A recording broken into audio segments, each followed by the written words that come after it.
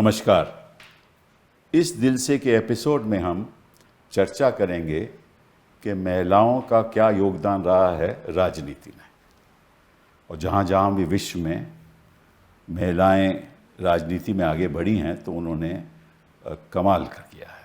आपको याद होगा कि Golda Meir, Margaret Thatcher, Indira Gandhi, कुछ लोग कहते थे गूंगी गुड़िया, और गूंगी गुड़िया से वो दुर्गा बन गई। ये तो वाजपेयी जी ने खुद माना। और जहाँ जहाँ भी वो महारानी बनी हैं, चाहे वो इंग्लैंड में चाहे किसी और देश में, तो उन्होंने बहुत अच्छे तरीके से राजनीति की है। आज के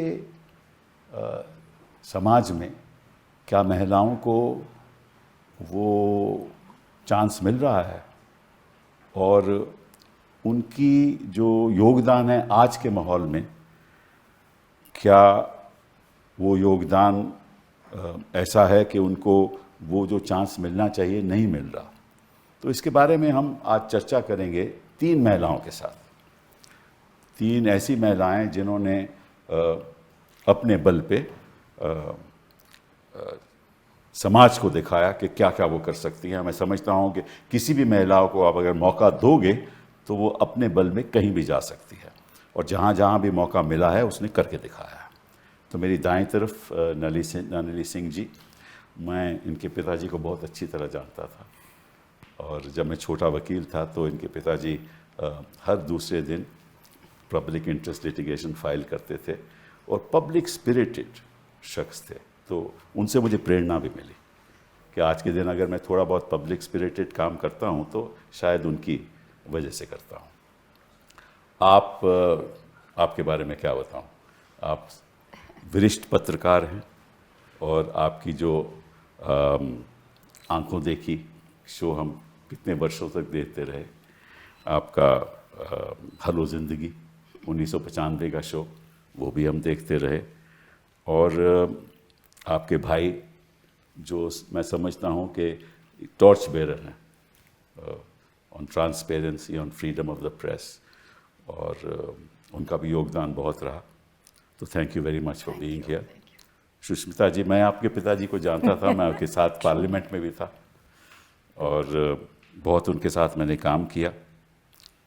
आप मिरांडा हाउस से पढ़ी हुई हैं, LLB आपने किया है किंग्स कॉलेज से, और आप FLA रही 2011 से 2014 तक सिलचर से। उसके बाद आप पार्लियामेंट में आई 2014 से 2019 तक, फिर हमें छोड़ गए। हमें मतलब कांग्रेस पार्टी को, हमें नहीं, कांग्रेस पार्टी को छोड़ दिया आपने। अभी आप TMC में हैं और बहुत वहाँ ज़ोरों से काम हो रहा है। Anjali ji, thank you very much for being here. Thank you. Anjali ji, आपके बारे में मैं अगर बताना शुरू करूँ तो मतलब कि शाम बीत जाएगी। इन द सेंस कि आप को कन्वीनर रही नेशनल कमीशन ऑफ क्या बोलते हैं, पीपल्स राइट टू एजुकेशन, उसमें आप को कन्वीनर रही। आपने एक सतर्क नागरिक संगठन, उसमें आप सबसे आगे रही।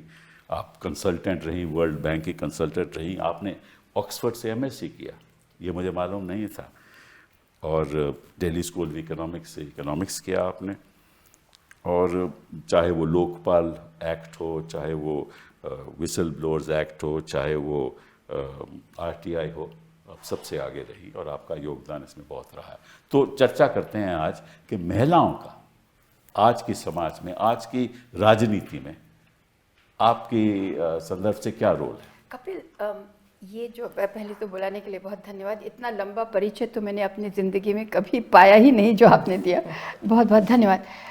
आप बात कर रहे हैं Golda Meir, Indira Gandhi, Margaret Thatcher वगैरह की, जो बिल्कुल उच्च श्रेणी यानी कि हिमालय पर्वत की ऊंची वाली चोटी पर ये महिलाएं चली गई थी राजनीति में।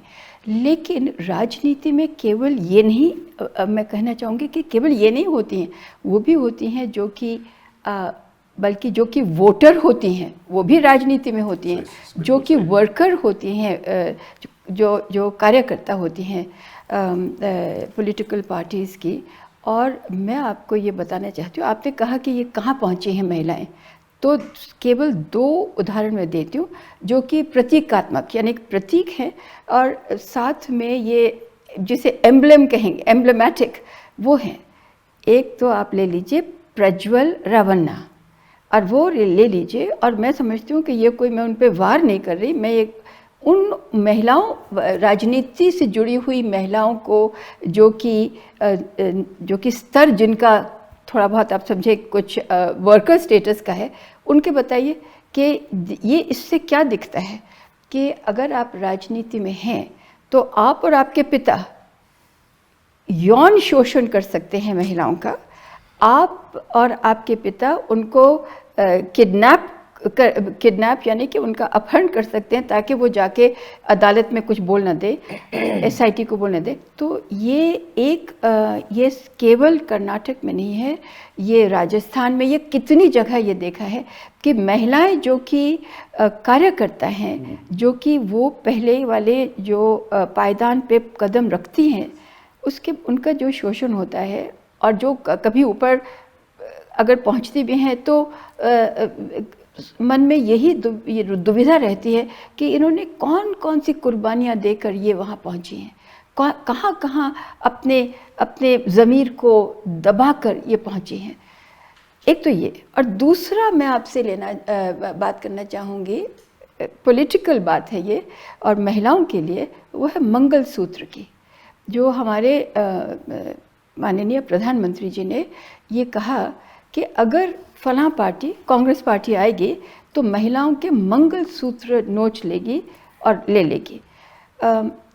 ये क्यों नहीं कहा प्रधानमंत्री ने, और ये मैं बहुत गंभीर प्रश्न कर रही हूँ, कि अगर कांग्रेस पार्टी आएगी तो आपके बाइक्स ले लेगी और आपके फ़ोन ले लेगी और आपके मोटरसाइकिल ले लेगी?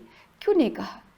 क्योंकि जो महिलाओं का कि एक परसेप्शन है, हाँ, जो पॉलिटिक्स के आसपास वो परसेप्शन है कि बिल्कुल, जिसे अंग्रेज़ी में कहते हैं हैपलेस और हेल्पलेस, यानी कि ये बिल्कुल जीर्ण शीर्ण ये अवस्था में ये लोग हैं मानसिक तौर पर, और क्या, तो इनको पकड़ करके हम ये बताएं, और जो बहुत ही भावनात्मक बात कर दें तो ये वहाँ, मतलब सारा कुछ तो वहीं पे आता है, भावुक भी हो जाएंगे और इनके पास पावर है नहीं।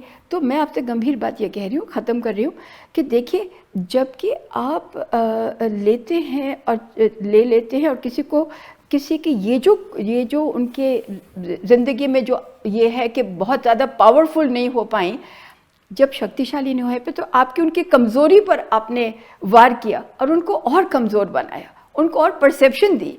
कौन छीन सकता है मंगलसूत्र? बताइए तो मुझे, बताइए महिलाओं से पूछ करके। तो ये जो चीज़ें हैं ना, ये महिलाएं न बोल पाई हैं। दिखाता है कि भाई जो राजनीति में उच्च लोग स्तर पे बैठे हुए हैं, वो महिलाओं को इस नजरिए से देखते हैं। ये बात आपने कही। उससे नीचे वहाँ से मैसेज जाता है। हाँ, करेक्ट। तो फिर प्रज्वल रेवन्ना कैसे आगे बढ़ेंगे, कैसे आगे बढ़ें? तो फिर वो लोग भी तो वही कर रहे हैं ना। तो फिर आपने जो कहा, ये बहुत बड़ी दीवार है महिलाओं के लिए। सुष्मिता ज़्यादा बोल सकेंगे इसके बारे में, तो बहुत एकदम वरिष्ठ एक पॉलिटिशियन है, महिला पॉलिटिशियन, ये बता सकेंगे। लेकिन मैं समझती हूँ कि लीपा पोती के, यानी कि हम लोग कर लेते हैं कि महिलाएं बहुत देश, नारी शक्ति वगैरह, नारी भक्ति, नारी शक्ति, और वंदना करते हैं हम सब। तो ये वंदना है क्या? और फिर उसके बाद में क्या हो सकता है पॉलिटिक्स में? सुष्मिता जी। मैं आपसे सहमत हूँ, पर भारतवर्ष में अगर महिलाओं के इतिहास को देखा जाए राजनीति में, तो कुछ पॉजिटिव है और कुछ नेगेटिव है। तो हर चीज़ नेगेटिव नहीं है, क्योंकि आज़ादी से पहले महिलाएं राजनीति में थी और तब की राजनीति आज़ादी से जुड़ी हुई थी। हमारे देश में महिला राष्ट्रपति हैं, प्रधानमंत्री रही हैं, पर सच्चाई ये भी है कि सिर्फ एक महिला प्रधानमंत्री है सब। बिल्कुल। तो सिर्फ एक महिला प्रधानमंत्री जिनको हम गर्व करते हैं, मैं मानती हूँ कि काफ़ी नहीं है। और आपने बिल्कुल ठीक कहा कि महिलाओं का अगर योगदान हम देखें तो 2019 के चुनाव से आप देखेंगे कि मतदान का अगर हम आंकड़े देखते हैं तो महिलाओं ने पुरुष से ज़्यादा वोट डाला। बिल्कुल सही। और वहाँ से शुरुआत हुई राजनीति की एक नया आंकन अगर आपको लगेगा कि महिला वोटर्स को एक अलग ग्रुप की तरह से पार्टीज देखने लगे। उससे पहले होता नहीं था। वो भी तो वोट बैंक पॉलिटिक्स है। यस, पर उससे फायदा भी हुआ महिलाओं को। अगर आप किसी भी, जिसको आप फ्री बीज कहते हैं, मच कंट्रोवर्शियल फ्री बीज, पर बहुत सारी योजनाएं अब महिलाओं पर फोकस्ड है, जो पहले नहीं होता। वोट बैंक हो गया ना, क्योंकि डेफिनेटली। सो एक तरह से ये वोट बैंक पॉलिटिक्स है, पर मेरा मानना है कि उनके जो यूनिक नीड्स है उसको एक नए तरीके से अब हर पॉलिटिकल पार्टी उसको स्टडी कर रही है। नहीं, अब नीड्स की बात मत कीजिए। मैं आपसे पूछना चाहता हूं कि राजनीति में अगर उनको हिस्सा लेना है तो इस राजनीति जो ढांचा बना हुआ है देश में, क्या आगे आ सकती हैं? ये सवाल बहुत अहम सवाल है। बिल्कुल। अभी आरक्षण बिल लाया गया, उसको सबने मिलके पास किया, पर मेरा मानना है कि महिलाओं को अगर राजनीति में आना है तो जो कर्तव्य एक पार्टी का होता है वो सबसे बड़ा कर्तव्य है, क्योंकि आप सिर्फ किसी को खड़ा कर देंगे ऑन अ रिजर्व सीट, उससे महिलाएं राजनीति में आगे एज सच नहीं बढ़ेंगे। Parties are the gateways of political empowerment. BJD ने फॉर एग्जांपल 50% महिलाएं उतारी हैं चुनाव, एंड ममता दीदी 41% उन्होंने महिलाओं को दिया। तो सबसे पहले तो राजनीतिक दलों को ये करना चाहिए कि ज्यादा से ज्यादा महिलाएं चुनाव में उतारें। और पार्टी के अंदर मेरा मानना है दो चीजों की बहुत ज्यादा जरूरत है। एक है कि महिलाओं को ऐसे पद पर बिठाना जहां पर वो डिसीजन ले सके। बिल्कुल, बट वो तो है पंचायती राज में तो ऐसा हुआ। सो पार्टी के अंदर भी अगर जैसे कि पार्टी के टॉप जो बॉडीज होते हैं, डिसीजन मेकिंग बॉडी, वहां पर सिर्फ ऑर्नामेंटली महिलाओं को नहीं बिठाना चाहिए। They should have the power to take decision. पहले ये सोचती कि जब पंचायती राज बनेगा तो ये तो रबर स्टैम्प, तो रबर स्टैम्प नहीं रही है। एग्जैक्टली, पार्टी के अंदर भी ये होना चाहिए, मैं मानती हूँ। बिल्कुल सही। ऐसे भी पार्टीज है जिनके सुप्रीमो महिलाएं हैं। इसका मतलब ये नहीं है कि पार्टी के अंदर अगर आप मंडल या आप बूथ लेवल पे जाए, वहां पर महिलाएं इतना पावर नहीं एग्जर्ट कर पाती। एंड कैपेसिटी कितनी महिलाएं पार्टी की प्रेसिडेंट हैं? बहुत कम, बहुत कम। हाँ, ब्लॉक लेवल पे कितनी महिलाएं प्रेसिडेंट हैं? यही मैं कह रही हूँ, बहुत कम। और तो जब तक वहां उस लेवल पे आप उनको रखोगे नहीं तो तब तक आगे कैसे बढ़ेगा? अंजलि जी, आप बताइए। आपने बात करी कपिल जी ऑफ औरतों की पार्टिसिपेशन राजनीति में, क्योंकि मैं एक मूवमेंट से आती हूँ, सूचना के अधिकार, खाद्य सुरक्षा, इन सब मूवमेंट से मैं जुड़ी हूँ। तो मैं ये देखती हूँ कि किस तरीके से महिलाएं एम्पावर होती हैं जब उनके पास सूचना होती है, जब उनके पास एवेन्यूज़ होते हैं पार्टिसिपेट करने के। क्योंकि डेमोक्रेसी में, लोकतंत्र में अपना हिस्सा जो है वो महिलाएं तभी ले सकती हैं जब उनके पास ये सब एवेन्यूज़ हों। और हमने देखा है कि पिछले 70 साल में भी कि बहुत महिलाएं आगे आई हैं। मैं राजनीतिक पार्टी को बिलोंग नहीं करती, इसलिए मैं राजनीतिक पार्टी की बात नहीं कर रही हूँ, बट राजनीति में महिलाओं ने बहुत ज़बरदस्त अपना जो पार्टिसिपेशन किया है, उसमें महिलाओं ने सामने आकर बहुत सारे अधिकार मांगे हैं और उन्हें पाया भी है। अभी अगर हम देखें तो मैं क्योंकि सूचना के अधिकार के मुहिम से भी जुड़ी रही हूँ, एंटी करप्शन में भी महिलाओं को मैंने देखा है, तो महिलाओं ने जो भी गेन्स करे हैं, आज हम देख रहे हैं कि कहीं पर पुश बैक है। और जो स्पेसेस हैं महिलाओं को डिसेंट करने के, अपने अधिकार मांगने के, स्ट्रगल करने के, प्रोटेस्ट करने के, वो स्पेसेस बहुत ज़बरदस्त तरीके से श्रिंक होते हमें आज नज़र आ रहे हैं। अभी आप हाल ही में अगर पिछले कुछ सालों में ही अगर आप सोचें कि जो सबसे सिग्निफिकेंट स्ट्रगल्स रहे हैं, कैंपेन्स रहे हैं, उसमें हाल ही में रेसलर्स का कैंपेन हुआ, जहाँ पर कि महिला जो रेसलर्स थी उन्होंने आवाज़ उठाई यौन शोषण के खिलाफ। एंटी CAA प्रोटेस्ट हुआ जहाँ पर महिलाओं ने एकदम सेंटर स्टेज लिया।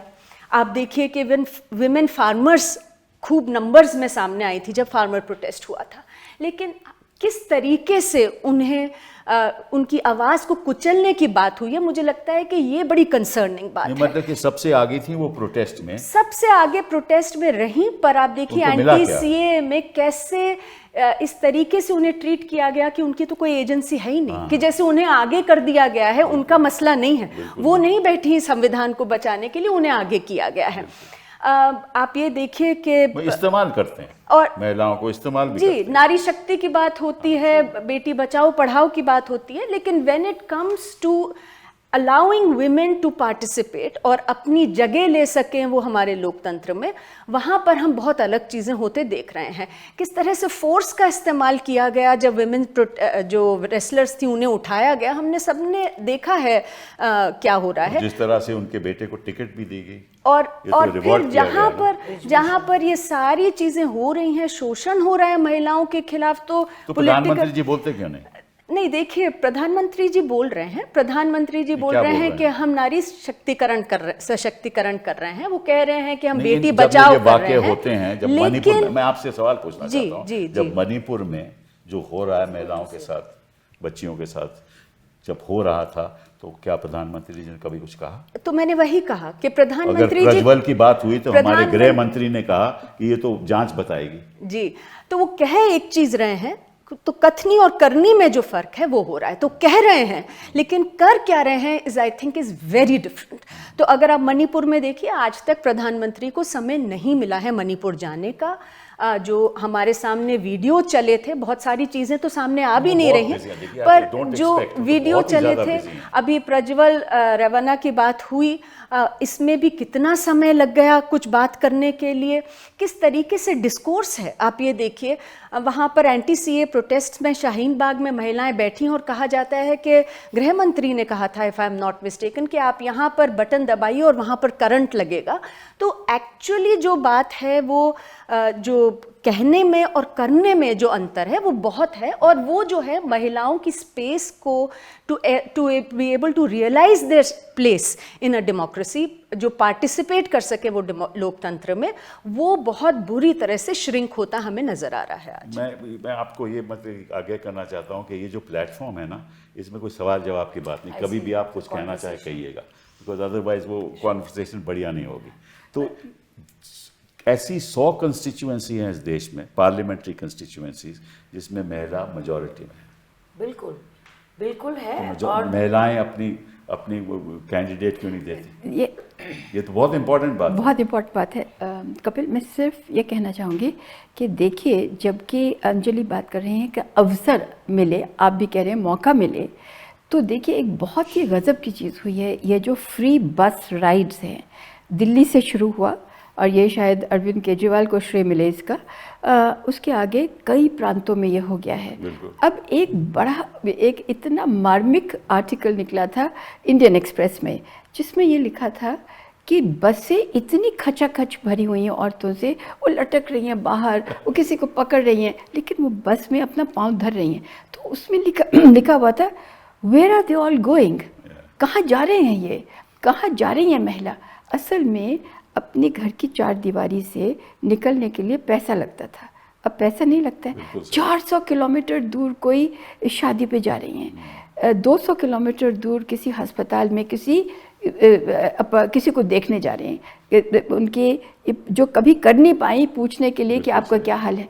तो माने ये कितनी खूबसूरत चीज़ें हुई हैं। और एक प्रधानमंत्री की भी मैं तारीफ़ करना चाहूँगी। एक चीज़ में उन्होंने कहा कि मैं 2 लाख लखपति बहनें बना दूंगा।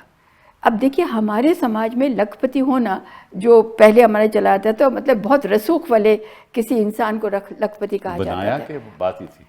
अगर कहा भी तो मुझे वो अच्छा लगा था। लेकिन उन्होंने कहा था 15 लाख भी आएंगे हर के बैंक अकाउंट। वो तो फिर आपको पता है। प्रधानमंत्री जी का एक प्लस पॉइंट है, एक सबसे बड़ा माइनस पॉइंट है कि वो महिला सुरक्षा का राजनीतिकरण करते हैं। यही इसलिए मणिपुर में वो गए नहीं, जब पूरे देश ने देखा वहाँ पर क्या हुआ, और इतनी गंभीर घटना थी, प्रधानमंत्री का वहाँ जाना ज़रूरी था क्योंकि पूरे देश की महिलाओं को एक मैसेज जाता। पर उन्होंने वेस्ट बंगाल में संदेशखाली को इतना बड़ा इशू किया। और अब वीडियो में दिख रहा है कि ये पूरा सजाया हुआ था। फिर जिस प्रदेश में बीजेपी की सरकार है, अगर वहाँ पर कोई बलात्कार होता है या कुछ होता है, वो नहीं बोलते हैं। और जहाँ पर बीजेपी की गवर्नमेंट नहीं है और वहाँ पर कोई अगर महिला सुरक्षा को लेकर कुछ होए तो वो उसको एकदम प्रचार तक, रैली तक ले आते हैं। सो इस तरह का अगर सिलेक्टिवली देश के प्रधानमंत्री या कोई भी चीफ मिनिस्टर, कोई भी इंसान जो एक बड़े पद में बैठता है, वो मेरा मानना है सारे देश की महिलाओं को एक गलत मैसेज देना है। This should not be my rape against your rape. ये सबको बंद करना चाहिए, चाहे कोई भी पार्टी हो, और प्रधानमंत्री को तो बिल्कुल ही नहीं करना चाहिए। तुरंत बयान भी देना चाहिए। बिल्कुल बिल्कुल। सबसे बाकी कभी सिर्फ मैं ये कहना चाहूँगी कि कुकी जोमी जो वहाँ पे जो पहाड़ों में मणिपुर के उस इलाके की जो महिलाएं हैं और जो मैती हैं, जो इतनी ज़्यादा उदार दिल औरतें भी हैं, हम लोग कितनी बार उन लोगों से बातें कर चुके। नूपी लान जाके रात को मशालें लेके वो शराब बंदी के लिए अपने करते थे, उनके बच्चे ख़राब ना हों, ड्रग्स में ना जाएं। तो ये इसके ऊपर में कुकी जोमी महिलाओं को नंगा करके भगाया जाता है, उनको छुआ जाता है उनके प्राइवेट पार्ट्स में। क्या इसके बाद प्रधानमंत्री को वहाँ जाकर बैठ नहीं जाना चाहिए था कि जब तक ये आप बताएं कि क्या हुआ है? और मैं आपसे एक थोड़ा आगे जाना चाहती हूँ, वो ये है कि कभी कभी मन में शक आने लगा है अब कि कहीं ये किया तो नहीं जाते हैं। मणिपुर की बात नहीं कर रही, लेकिन जहाँ दंगे कुछ फूट जाते हैं यूँ करके यूँ करके यूँ करके, लव जिहाद फॉर एग्जांपल। हाँ, अब लव जिहाद का जो है आप देखिए, तो अभी किया तो नहीं जा रहा है। वो भी तो एक महिला के ऊपर आक्रमण है ना। लव जिहाद भी तो एक महिला के ऊपर आक्रमण है। बिल्कुल बिल्कुल। और ये कहीं कहीं पे कहीं इंस्टिगेट किया जा रहा है, ये किया जा रहा है। क्यों? तुच्छ चीज़ है वोटें, इसके वोट्स के लिए आपने लेना है महिलाओं की ज़िंदगी के साथ खेल करके। तो फिर जो पहले जो ब्रिटिश यहाँ थे तो क्या करते थे वो? तो इतना शायद नहीं करते थे, इतने जुल्म शायद वो भी नहीं करते थे। अगर ये हो रहा है तो एक तो ये बात। लेकिन सिर्फ ये कि अगर मौका दे दिया, और बसों में घूमना एक मेटाफर है, यानी कि आप इसको कई चीज़ों में देखिए। आज़ादी मिली और उसके साथ में आज़ादी ऐसी मिली जिसमें सरकार यानी कि समाज दे रही है आपको आज़ादी। आपने एक बड़ी अच्छी बात की कि आज़ादी मिली। क्या हिंदुस्तान में महिलाएं आज़ाद हैं? नहीं, बहुत अहम सवाल, बहुत अहम सवाल है। और हम जानते हैं कि पेट्रियार्की का हमारे देश में कितना बड़ा जबरदस्त पेट्रियार्की की पितृसत्ता तो है ही, लेकिन उसके बावजूद महिलाएं इतनी बढ़कर आगे आई हैं।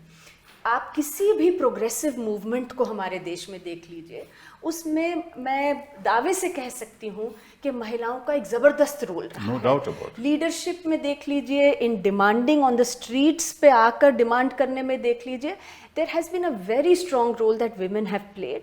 एंड उससे हमारे जो लोकतंत्र है, it has strengthened and deepened our democracy, there is no doubt about it. लेकिन इधर मैं एक और चीज़ ज़रूर कहना चाहूँगी कि ऐसे समाज में जहाँ पितृसत्ता इतनी स्ट्रॉन्ग है, बहुत ज़रूरी है कि जो कॉन्स्टिट्यूशनल इंस्टीट्यूशंस हैं, स्टैट्यूटरीली सेटअप इंस्टीट्यूशंस हैं, वो अपना काम करें, जिससे कि जो भी हाशिए पे हैं, including women, can actually come forward and realise their constitutional rights. और मुझे लगता है कि आज जो सबसे बड़ा aspect which has let down women, जो कि महिलाओं को पीछे धकेल रहा है हमारे लोकतंत्र में, वो है हमारे इंस्टीट्यूशंस, वो जिस तरीके से क्रम्बल किए हैं।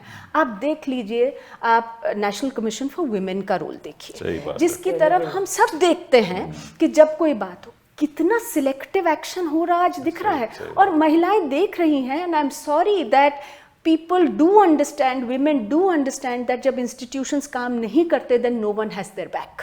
अब जुडिशरी अगर सामने आए और तुरंत ऐसे केसेस के अंदर, आपने मणिपुर की बात करी, हम और भी इतने सारे ग्रीवियस केसेस की बात कर चुके हैं, ऐसे में क्यों नहीं होता है कि immediately NCW is seen to come into action? Selective outreach, ये सिलेक्टिव आउटरीच का कोई मतलब नहीं है, और उससे फिर क्या है कि ये महिलाओं को एक बहुत सीरियस सिग्नल जाता है कि आप सामने आएंगी और वो already they are doing it at a huge cost, but आपके ऊपर जब प्रताड़न होगा तब भी आपके ऊपर तभी साथ खड़ा हुआ जाएगा जब आप XYZ पार्टी से बिलोंग करती हैं, आप रूलिंग पार्टी से बिलोंग करती हैं, and that I think is a very big disservice. और ऐसे में मुझे लगता है कि फिर जो हम पार्टिसिपेशन, जो रियल पार्टिसिपेशन, सिंबॉलिक की बात नहीं कर रही हूँ मैं, बट रियल पार्टिसिपेशन जो औरतों की होनी चाहिए है लोकतंत्र में, वो फिर नहीं हो सकती है। देखिए, अब हमारा जो इकोनॉमिक ढांचा है, मैंने कुछ उस पर रिसर्च कर रखी है कि ऐसा तैयार हुआ है कि महिलाएं बेचारे के पास कभी मौका ही नहीं मिलता बाहर निकलने का। अब देखिए कि हिंदुस्तान में एग्रीकल्चर सेक्टर में 76% जो काम करती हैं वो महिलाएं हैं, तो बाहर कैसे आएंगी? मनरेगा में भी, यही कह रहा हूँ ना, एग्रीकल्चर सेक्टर में, या आप देखिए टीचर्स में, वहाँ महिलाएं आएंगी आपकी, एजुकेशन में हैं, एग्रीकल्चर सेक्टर में हैं, नर्सिंग में हैं, लेकिन कोई और सेक्टर में महिलाओं का खास कोई योगदान है ही नहीं। इनफैक्ट ये अच्छा है कि नहीं, but I feel unorganised sector में सबसे ज्यादा महिलाएं हैं जहां उनको होना नहीं चाहिए। हाँ, कह रहे यही तो मैं इसी संदर्भ में मैं बात कर रहा हूँ। अगर आप देखो, और दिस इज वेरी इंटरेस्टिंग कि लोकसभा में हमारी रिप्रेजेंटेशन महिलाओं की 15% है और राज्यसभा में 13%, हाँ। और ये ग्लोबल एवरेज इज 26.5%। कपिल, ये जो फर्स्ट और सेकंड और थर्ड फेज गए हैं हमारे चुनाव में, उसमें 8 से आज के दिन, थर्ड फेज के दिन 10% हुआ होगा जो महिला कैंडिडेट्स हैं, सीरियस नॉन सीरियस सब, कम है। केवल 8% होना, तो फिर आप समझिए कि कहाँ से वो आएगी। यही बात मैं कर रहा था। आप देखो, मैं बाकी देशों में जो महिला की रिप्रेजेंटेशन है, क्यूबा में 53%, निकरागुआ में 52%, फ्रांस में 37%, यूके में 35%, इटली में 32%, जर्मनी में 35%, बांग्लादेश में 21%, नेपाल में 33%, पाकिस्तान में 20%, और श्रीलंका ही हमारे से कम है। इवन रुआंडा, मतलब हम बोलते हैं कि हम विकसित भारत और ये वो, और एक सपने दिखाते रहते हैं, बिना महिलाओं के तो सपना साकार ही नहीं कभी होगा। इसीलिए सर मैं बार बार ही कह रही हूँ, आरक्षण की जगह पे है, पर जब तक पार्टीज इंटरनली महिलाओं को आगे नहीं लाएंगे, महिलाएं ऑटोमेटिकली चाहे विधानसभा हो या लोकसभा हो वो नहीं आ सकते। सबसे पहला और दायित्व पार्टी का है। बिल्कुल सही। इंटरनली आपको महिलाओं को बिल्कुल बूथ लेवल से लेकर ऊपर तक जितने भी पावरफुल बॉडीज है पार्टी के अंदर, उनको आप वहां सक्षम करेंगे तभी वो लोकसभा में आएंगे। मैं आपको बताता हूँ, क्योंकि चर्चा होती रहती है जी। मैं भी पार्टी में कई साल रहा हूँ, ये जीतेंगे ही नहीं। हाँ, ये अक्सर होता है जी हाँ। और वही सीट देते जो हारने वाली सीट महिला को दे देते। ऐसे कैंडिडेट देंगे वो कभी जीत ही नहीं सकते। बिल्कुल।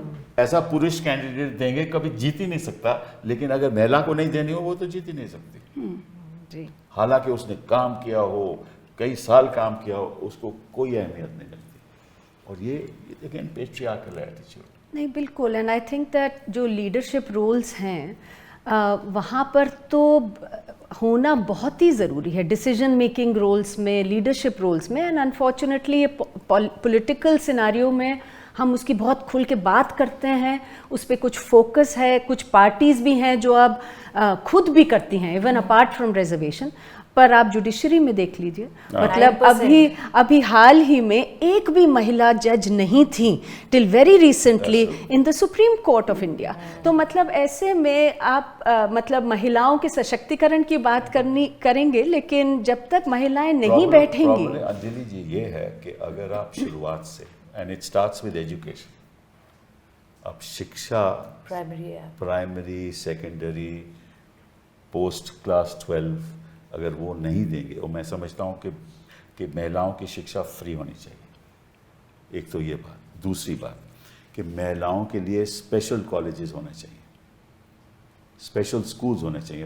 हमारा तो कस्तूरबा गांधी प्रोग्राम है ही, ऐसे हजारों कस्तूरबा गांधी स्कूल होने चाहिए। Why not? मैं समझता हूँ कि जो पिछड़े वर्ग हैं, महिलाएं हैं, वंचित लोग हैं, उनके लिए स्पेशल प्रोग्राम्स होने चाहिए। जब तक आप उनको ये शक्ति नहीं दोगे थ्रू एजुकेशन, तब तक वो आगे बढ़ ही नहीं सकते, मुकाबला कैसे करें? साथ में शक्ति के साथ में सपने नहीं देंगे कि आप जा सकते हैं। आप बिल्कुल आप चांद तक जा सकते हैं। कपिल, एक और चीज़ पे मैं ध्यान दिलाना चाहूँगी, वो मुझे ये है कि जो महिलाओं की सेहत है, महिलाओं और बच्चों की जो हमारी हड्डियां हैं, न जाने वो कब कितनी गल चुकी हैं। Most anaemic women in the world are in India. बिल्कुल। और बाकी हमारे most stunted children in the world, बच्चे जो कि अपने उम्र से इतने साइज के हैं, महिलाएं जो उनको भोजन मिलता है, जो अपने खाती हैं अंत में जा कर के, जो खाती हैं कि नहीं, ये सब चीज़ें आपको स्क्रूटनाइज करनी पड़ेंगी। एक आपको टेलीस्कोप में डालना पड़ेगा कि ये किस तरह से ठीक हो। देखिए, महिलाओं का आयरन नहीं है उनकी बॉडी में, थक जाती हैं, बोलती नहीं है। और फैमिली को पहले खिलाती हैं, बाद में आप खाती हैं अगर बचा कुचा हो, और बोल नहीं पाती हैं ना, बोल नहीं सकती हैं। और ये जो कमी रह जाती है, फिर वो एक क्यूमुलेटिव है, यानी कि आज के दिन मैं थकी तो कल के दिन मैं दोबारा 2% और थक जाऊंगी, और उसे क्योंकि काम तो उतना ही करना है। तो ये इसके ऊपर मुझे लगता है कि पर्याप्त हमने ना ध्यान दिया है, ना शायद उतना, सिर्फ जब कि प्रसव होता है यानी प्रेगनेंसी होती है तब थोड़ा सा है आयरन टैबलेट्स वगैरह, लेकिन ऐसा नहीं है। महिला प्रसव 2 बच्चे करेगी, वो उसके 2 साल आप समझ लीजिए, वो तो जीवित रहती है 60, 70, 80 साल तक, और उसकी इस सड़ी गली हालत में उसकी बॉडी क्यों रहे? तो मैं आपसे ये कहना चाहती हूँ अंजलि को, इसमें I just want to add to what Nalini ji saying that देखिए, ये बिल्कुल सही बात है कि जब तक महिलाओं के स्वास्थ्य पे फोकस नहीं होगा, काम नहीं होगा, तो उनके सशक्तिकरण की भी जो बात है वो केवल लिप सर्विस रह जाती है। पर वो होने के लिए we have to acknowledge as a country and those who are in power, जो सत्ता में बैठे हैं, उनको भी एक्नॉलेज तो करना पड़ेगा कि इसकी ज़रूरत है। मैं आपको एग्जांपल देती हूँ कि अभी जो NFHS का डेटा आया था, उसमें ये सामने आया कि 60% महिलाएं और नियरली 70% बच्चे अनीमिक थे। तो उसके रिस्पॉन्स में हमने सोचा था कि बहुत सारी चीज़ें होंगी, बट इंस्टेड ऑफ दैट जो next NFHS national family health survey हुआ, उसमें वो क्वेश्चंस ड्रॉप कर दिए गए। सो द सॉल्यूशन मिल गया। The problem here is that अगर हम एक्नॉलेज ही नहीं करना चाहेंगे, बिकॉज हम लोग इतने हरी में हैं कि हम विश्व गुरु हैं, हम सबसे विकसित देशों में हैं, तो जो ऐसा डेटा सामने आए हम उसको समझ के एनालाइज करके उसके ऊपर कुछ करें, उसकी बजाय अगर हम ये कहेंगे कि नहीं, हंगर इंडेक्स जो आता है जिसमें इंडिया स्लिप कर रहा है, वो तो हम तो उसको मानते ही नहीं हैं, बल्कि फिर हमारी जो women and child development minister है वो बैठ के कहेंगी कि today I am also hungry, क्योंकि आज मैं सुबह से काम कर रही थी तो मेरे पास समय नहीं मिला खाने का। सुबह से दिल्ली से मैं फ्लाइट पकड़ के कोचिन गई थी, वहाँ मैंने चाय पी, फिर फ्लाइट पकड़ के शायद बम्बई गई, फिर वहाँ पे फिर मैं दिल्ली आ गई हूँ। फ्लाइट में हो सकता है प्राइवेट प्लेन भी, क्योंकि इतनी उच्च अधिकारी हैं वो, कैबिनेट मिनिस्टर हैं, और इन कैबिनेट मिनिस्टर ने फिर इसके बारे में, प्रज्वल रेवन्ना के बारे में शायद उन्होंने अभी कोई बयान, मैं तो ये कहती हूँ क्यों नहीं वो सड़कों पे आ गई, स्मृति के बारे में, स्मृति ईरानी के बारे में, क्यों नहीं वो सड़कों पे आ गई, क्यों नहीं वो धरने पे बैठ गई कि JDS से आप BJP अलग हो, अपने रिश्ते तोड़े, क्यों नहीं कहा? इतनी, यानी कि वो सबसे उनकी लीडिंग फैमिली है, जो देवेगौड़ा जी की फैमिली है, उसमें से एक व्यक्ति, ये भी कर्नाटका के हैं, और उनके और MP और बाकी उनके पिता निकल आते हैं। तो आपको Smriti Irani women and child development में ये तो स्टैंड अगर ले, तो मैं समझती हूँ कि सभी लोग उनके पीछे हो जाएं कि हाँ ये ठीक है। स्मृति ईरानी जी वही कार्यकर्ता है BJP के जिन्होंने प्याज लटका लिया था अपने गले में प्राइस राइज के टाइम, और अब वो चुप है जब इतना प्राइस राइज हो रहा है। तो ये तो that's why they are politicians. That is true. That's why they are politicians. Cylinder, But जब minister मेरा भी- मानना है कुछ ऐसे मुद्दे हैं जैसे कि मणिपुर का मुद्दा है या एनी ग्रोस क्या है, अगर आप किसी भी पार्टी में आप बोल सकते हैं। जब मैं कांग्रेस पार्टी में थी सर और गेहलोत जी सीएम बन चुके थे और वहाँ पर एक बहुत बुरा गैंग रेप का केस हुआ तो गेहलोत जी और मैं गए वहाँ, we had to say we are sorry, there is nothing wrong. So I think किसी भी पार्टी में हो आप, जो गलत है वो गलत है और जो सही है वो सही अभी है। कथुआ में जब हुआ आपको मालूम है तो उसका रिएक्शन क्या था इन लोगों का। It's very sad That is the state. thing. लेकिन I think what we need is a social reform movement in India. अगर प्रधानमंत्री जी बात करते हैं कि विकसित भारत करना है, तो जब तक वो सोशल रिफॉर्म मूवमेंट जैसे राजा राम मोहन रॉय जी ने की थी, उस तरह की सोशल रिफॉर्म जब तक नहीं होगी, मैं समझता हूँ कि ये जो ढांचा है राजनीति का, ये बदल नहीं सकता। प्राइम मिनिस्टर तो खुद बंगाल में जाके दीदी ओ दीदी बोल के आए, वो क्या सोशल रिफॉर्म करेंगे? ये मेरा व्यू है। I mean that's like a cat call to a only woman chief minister. Correct. तो अभी मैं कल देख रही थी टेलीविजन पे, वो जो रिटायर्ड जज लड़ रहे हैं चुनाव बंगाल में, बिल्कुल। वो कह रहे हैं अगर ममता बनर्जी महिलाओं को पैसे दे रही है तो उनका बाप का पैसा थोड़ी है। तो इस तरह के इस तरह का अगर भाषण राजनीति में एक ऐसा माहौल तैयार करता है तो जो बाकी महिलाएं राजनीति में आना चाह रही हैं वो आएंगी क्या? कभी नहीं। It's not a safe space for women. Right. No, and I also want to say that जब सोशल रिफॉर्म की बात करते हैं और महिलाओं की पार्टिसिपेशन उसमें, उसके लिए भी एक बेसिक फ्रेमवर्क होना चाहिए जहाँ पर महिलाएं उतर सकें। हमने देखा है कैसे महिलाएं जब राशन खाद्य सुरक्षा की बात हुई है वो कैसे सड़कों पे उतरी हैं, जो सूचना के अधिकार की बात हुई है सड़कों पे उतरी हैं। आज आप देखिए कि सड़कों पे उतर के पहले क्या होता था, आपको अगर करा भी जाए, डिटेन करा जाता था and then you would be let go, क्योंकि वायलेंट तो कोई होता ही नहीं है इस टाइप का प्रोटेस्ट। तो लेकिन आज आप देखिए charges will be pressed against all the women who are daring to show truth to power.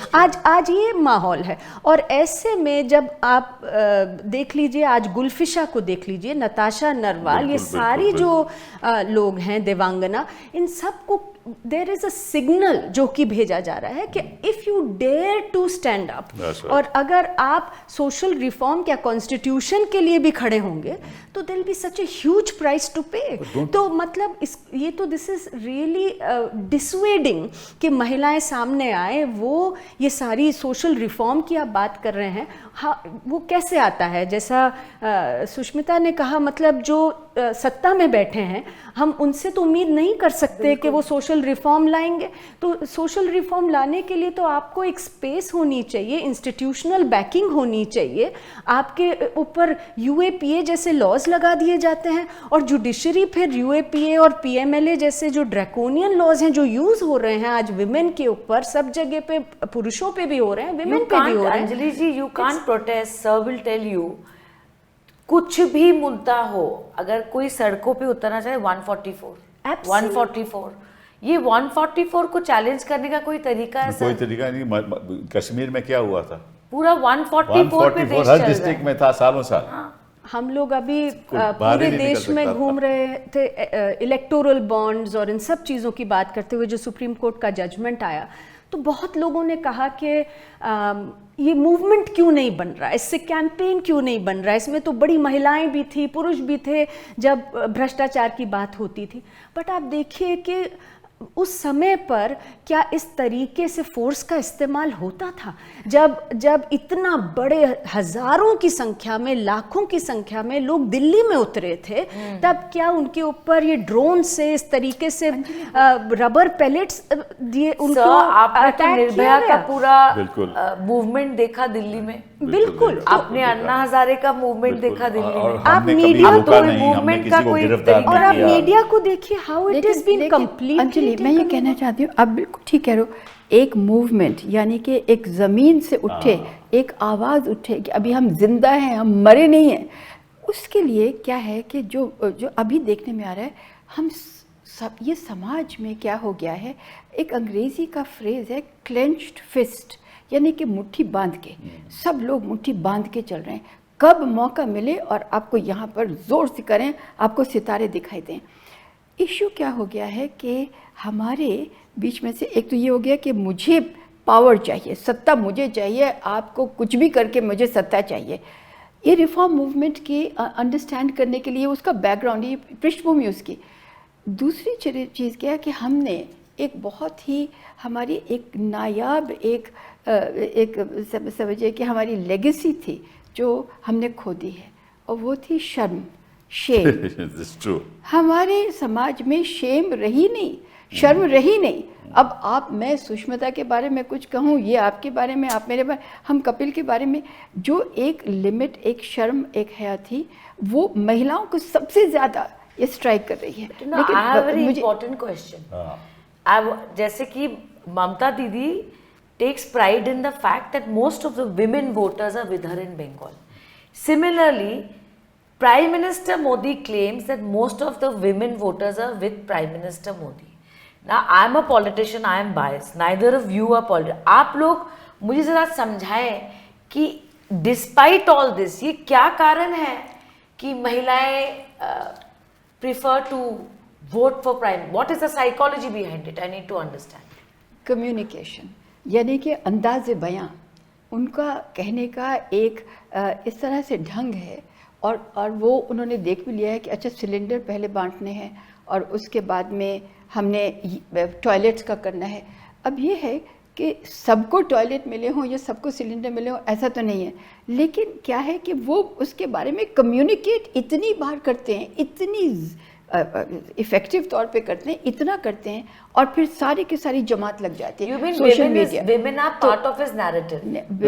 women are also used as a part of it. वो मैं शुरू से आपसे कह रही थी कि वो सबऑर्डिनेट कर देते हैं, क्योंकि महिलाओं को समझते हैं कि ये फ्रेजाइल हैं, इनके पूरे विकसित नहीं है अभी दिमाग, तो इनको मंगलसूत्र की बात कर दो, एकदम से ये चमक ये कर जाएंगे कि नहीं। तो आप ये बातें करेंगे कि जहाँ पर आपका यानी कि बिल्कुल हर चीज़ आप उनको वल्नरेबिलिटी उनकी ज़्यादा कर करके, और वो ये देख करके कि ये तो बड़ी जल्दी मान जाती हैं, ये थोड़ी बुड़बक टाइप, बेवकूफ़ टाइप हैं, तो इनको कर लो, और बाकी वैसे भी इमोशनल रोने लगेंगे हमारे पास। अब देखिए रिलीजन, मैं वही कहने वाली थी। I am asking because I know I have a view, but I don't think I want to hear views of people who are neutral, you know, not in politics. No, I women think are religious. Is that the reason? Women Sorry, are, I'm asking women are, questions Not on really, yours. not really. No, women are religious is not what I would say. I would say that communication से I would say that आज आप देखिए कि किस तरीके का propaganda चलता है, बिकॉज जो सारी बातें हो रही हैं उनका वास्ता जो है वो फैक्ट से, वो रियलिटी से नहीं है। All of this Edifice is built on, जो फाउंडेशन है वो है कहीं पर मिस इन्फॉर्मेशन, फेक न्यूज़।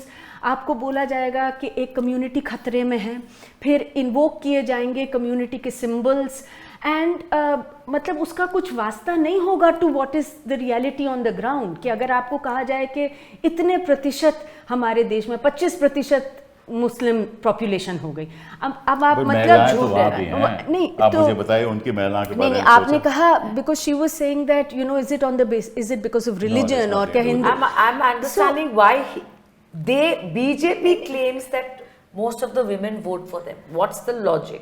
देखिए, जहाँ पर आप कह रहे हैं ना कि जो अब राम मंदिर को ले लीजिए, या कुछ भी हिंदू खतरे में है, या जो हिंदुत्व कहूँ, या हिंदुइज्म तो नहीं कह सकते, हिंदुत्व, तो अगर जो पुरुष अगर उसके अंदर झुके हैं उस तरफ, तो महिलाएं भी उनके साथ रहती हैं, वो भी झुक गई। उस उतनी लिमिट से मैं कहूँगी कि वो एक इकोसिस्टम में आ गई बात कि भैया ये आपका धर्म है। neither socially empowered nor politically that empowered. is the thing. This is a big problem. Yeah. Secondly, जो इनकी जो ये कहते थे ना कि भाई केजरीवाल फ्रीबीज दे रहा है जी, हाँ, वही ये जो बिल्कुल, हाँ, वही बात ये कर रहे हैं। अब फ्रीबीज नहीं है वो, और महिलाएं जो पूछा जाए तो बोले कि मुझे घर में अनाज भी मिलता है, मुझे यहाँ आजकल पानी भी मेरा यहाँ आता है, मेरी ये सड़क भी है, वो फैक्ट है। वो तो हमारे नेशनल प्रोग्राम कुछ जगह में, कुछ जगह पे ऐसी बात है, ऐसी कोई दिक्कत नहीं है, लेकिन उससे कुछ बदलाव नहीं आने वाला। That's the point I am making. आप वोट तो ले लोगे लेकिन बदलाव नहीं आएगा। देखिए जब हम मुझे ये भी लगता है, जैसे हम अपने कॉन्स्टिट्यूएंसी में जब रूरल एरियाज में जाते हैं, रोजगार एक बहुत बड़ा मुद्दा है महिलाओं में। यू नो, आपको लगता है कि किसी महिला से आप बात करोगे तो वो शायद सुरक्षा की बात करेगी, वो 3 चीज़ों की बात करती है। This is my practical experience in my constituency. पहला नंबर वो रोजगार की बात करते हैं, दूसरा जो आप लोग पहले कह रहे थे चिकित्सा, और तीसरा बच्चों की पढ़ाई। बिल्कुल बिल्कुल। ये 3 चीज़ों पर बहुत जोर देती है महिला वोटर्स। और मुझे लगता है कि ये 3 चीजों पर अगर कोई भी पार्टी जोर दे वो नेशनल तो नैरेटिव महिला, क्यों नहीं बन रहा सुष्मिता जी? yes. क्यों नहीं बन रहा वो नेशनल नैरेटिव? ये बहुत नेशनल नैरेटिव तो देखिए तब बनता है जब आपकी मीडिया भी जो है that plays the role that it is suppose to. And अभी आप देख लीजिए कि किन चीज़ों के ऊपर डिस्कशंस हो रही हैं। हाल ही में प्रधानमंत्री ने कुछ इंटरव्यूज़ दिए हैं और उसके अंदर जिस तरीके के सवाल होते हैं, कोई जब वो कुछ क्लेम्स मेक करते हैं उनको कोई सीरियस सवाल ही नहीं पूछा जाता है। आप ये भी देख लीजिए कि आपने नहीं तो then how do you build, मतलब जिसको हम कहते हैं ना दैट हाउ पूरा नैरेटिव आप बिल्ड सरेंडर कर जाएं तो फिर आप आगे रास्ता कैसे ढूंढेंगे? और आप ये कैसे कहेंगे? तो फिर तो ये है कि आप एक चीज़ ही बोल रहे हैं। And apart from social media जिसकी प्रोलिफरेशन काफ़ी है आज, लेकिन उस तरीके की नहीं है जो हमारे मेन स्ट्रीम मीडिया की अभी भी है। हमने तो मनमोहन सिंह जी को भी प्रधानमंत्री देखा, राजीव जी को देखा, सर ने भी देखा। मैंने कभी नहीं देखा कि प्रधानमंत्री का हर प्रोग्राम वो लाइव दिखाता है, हर चैनल। ये तो पहली बार हम देश में देख रहे हैं। मतलब जिस दिन प्रधानमंत्री कहीं बोल रहे हैं, चाहे वो बिजनेस समिट हो सभी या चैनल, सारे चैनल्स लाइव जब तक वो बोलना बंद नहीं करेंगे दिखाते हैं। This is the state of media. Exactly. अब आप देखिए राशन की बात हो रही थी तो मैं बताऊं, प्रधानमंत्री गरीब कल्याण अन्न योजना, उसमें प्रधानमंत्री डिसाइडेड, कोविड के बाद ये डिसीजन हुआ और उन्होंने आके खुद अनाउंस किया कि हम 5 किलो एक्स्ट्रा राशन देंगे जिनके पास राशन कार्ड है। Before Diwali he will come and से अब मैं बढ़ा रहा हूँ दिवाली तक। दे इट्स लाइक अ डोल। आप होली से पहले मैं बढ़ा रहा हूँ, चुनाव से पहले मैं बढ़ा रहा हूँ। Where is the rights? No, and that is not empowering women. वो ये मेरा अधिकार है। ये किसी का मेरे दया की बात नहीं है कि आप फोटो लगाकर राशन भिजवाएंगे।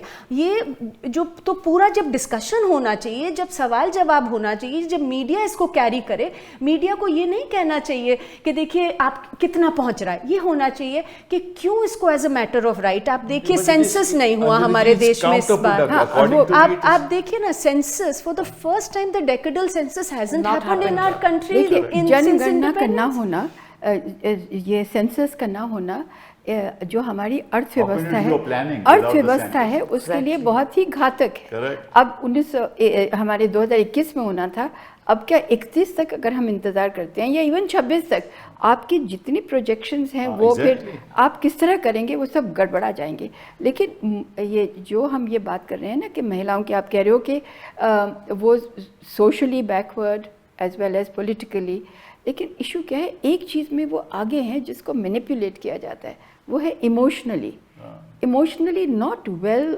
आई कैन नॉट से कि इस तरह से वेल, यानी कि इमोशंस बिल्कुल उनके काबू में हैं, लेकिन बड़ी जल्दी से चिंगारी वो जो है, एकदम से आपने कुछ फेंका तो चिंगारी है वो शोला बन जाती है।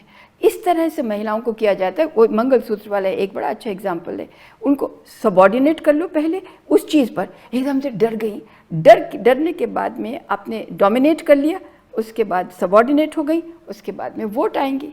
तो मेरा कहने का मतलब जो महिलाओं का जो वोट का है, अब जो ममता बनर्जी करती हैं, वो उनकी जो अटैचमेंट जो मैंने देखी है, महिलाओं की अटैचमेंट उनके प्रति वो फ़र्क है। वो दीदी वाली है, कुछ वो माँ वाली है, कुछ उसमें, मैं तो बांग्ला नहीं जानती लेकिन मुझे लगता है वो कुछ भिन्न है। मेरे कुछ रिश्तेदार हैं बंगाली, तो वो उनका जो मैं देखती हूँ वो फ़र्क है। लेकिन यहाँ पर ये है इनकी वल्नरेबिलिटी, यानी कि इमोशनल डिपेंडेंस हमेशा मैं आप पे आधारित रहूं, बस वो बड़ा अच्छा है। मैं आपको एक आंकड़ा बताना चाहता हूँ, उसके बाद हम इसकी चर्चा को ज़्यादा आगे नहीं बढ़ाएंगे, लेकिन वो ये है कि 40% जो वर्क फोर्स है इस देश की वो माइग्रेंट लेबर है। हाँ, 40%। करोड़ों में बताइए वो तो कितना इसका मतलब क्या हुआ कि महिला अकेली है घर पे, उसने सब कुछ देखना है, अपने बच्चों को भी देखना है, खेत को भी देखना है, सब काम करना है। और जो पुरुष है वो दिल्ली में है या पंजाब में है या महाराष्ट्र में है या कहीं और है। तो कभी बदलाव तो हो ही नहीं सकता जब तक ये प्रॉब्लम सॉल्व नहीं होगी, कभी बदलाव हो ही नहीं सकता। और जो हम बात कर रहे हैं कि महिला सशक्तिकरण की, वो कभी हो ही नहीं सकती। मैं समझता हूँ सरकार तो कभी करेगी ही नहीं, उनको तो वोट चाहिए और कुछ नहीं चाहिए। लेकिन इस देश में ये गलती पुरुषों की है। जब घर का आदमी बच्चियों को अहमियत नहीं देगा, तब तक ना सोशल रिफॉर्म होगा ना बदलाव होगा। और अहमियत का मतलब शिक्षा, स्वास्थ्य and freedom to do what she wants. ये नहीं कि शादी कर दो, वो बेचारी शादी हो जाए, जो काम कर भी रही है वो छोड़ना पड़ता है। तो ये सामाजिक बड़ा भारी एक हमारे सामने। कपिल, अगर आप ख़त्म कर रहे हैं तो मैं एक छोटी सी बात कहूँ, जो कि इस वक्त सत्तासीन सरकारें हैं, बेशक हमारे प्रदेशों में है या बीजेपी जो है यहाँ पर एनडीए सरकार जो भी, तो उनके खिलाफ नहीं हम बोल रहे, यानी हमको सबको लेके चलना है। इसलिए एक आपको याद होगा, वो बहुत ही अच्छी सी लाइन है कि दुश्मनी जम के करो, दुश्मनी जमकर करो, लेकिन ये गुंजाइश रहे कि अगर फिर दोस्त बन जाएं तो शर्मिंदा ना हो। बिल्कुल सही, बहुत अच्छा कहा, बहुत अच्छा कहा। तो मैं समझता हूँ कि चलिए, thank you very much for being here. चर्चा बहुत अच्छी रही, लेकिन मैं समझता हूँ कि बदलाव की जो हमारी सोच है ना, तो सशक्तिकरण की जो हम बात कर रहे हैं, वो इतनी जल्दी नहीं आने चाहिए। जब तक पॉलिटिक्स का ढांचा नहीं बदलेगा, तब तक समाज में बदलाव नहीं आएगा। बिल्कुल, आपका बहुत बहुत धन्यवाद। धन्यवाद, थैंक यू।